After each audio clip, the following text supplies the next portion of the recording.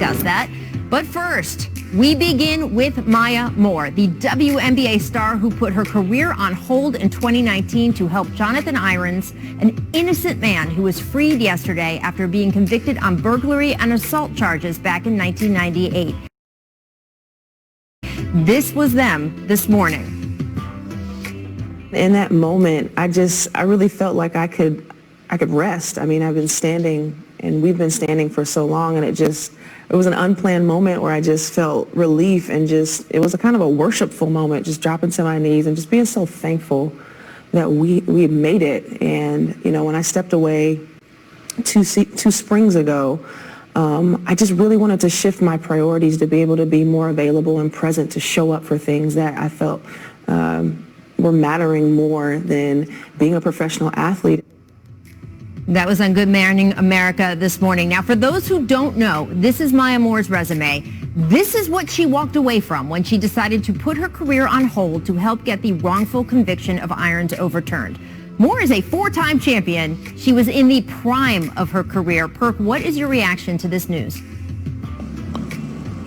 Rachel, this is beautiful. I mean, this is everything. And I said this before to you. You know, men, we do a lot of barking and we try to act like we tough.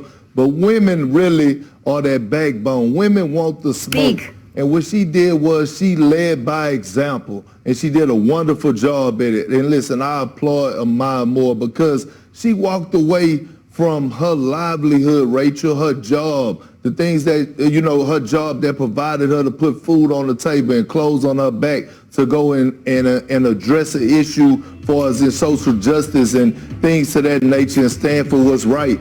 And it's a beautiful thing. And what she did was she set the bar. She set the bar for everybody, including myself, because she made me go look in the mirror and say, hey, you know what, Perk, are you doing enough?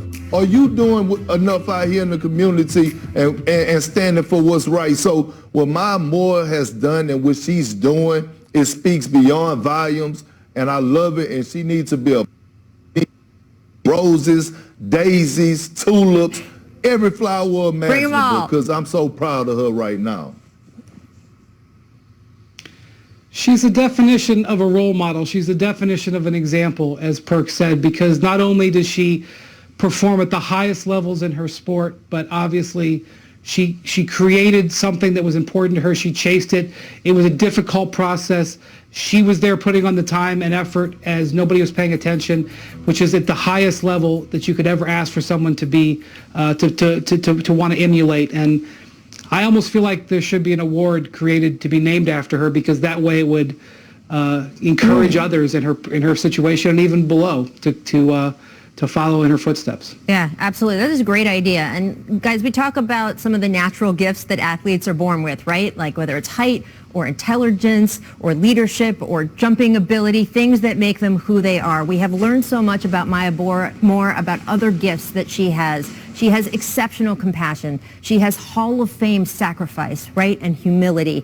And I've heard people say, why did she have to do this, right? Couldn't she be playing basketball and let someone else do it? But the fact is, we are talking about Jonathan Irons today because Maya Moore was involved in his case, because of the platform she has in basketball. And we owe it to her and the work she did to recognize that there are so many other Jonathan Irons out there. There are people who were railroaded by a system that was biased against them. And all of us Americans who want a justice system where the innocent are protected and the guilty are punished should thank her, because this is what we want. This is fairness. And I really hope that this inspires more people. All right, guys, I want to talk.